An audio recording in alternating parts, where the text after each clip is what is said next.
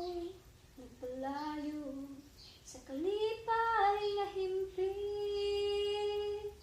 O ang kinabihan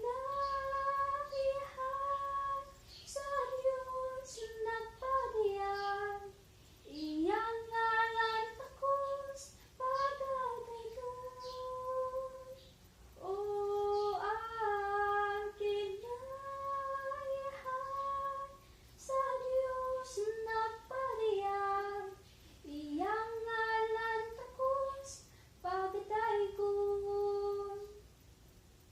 Sa dihang gisulong ko ang kabulakan, mahumo mga linyon sa mga tanawan, alibambang nagpaniba sa iyang katamiso, nagpasumpa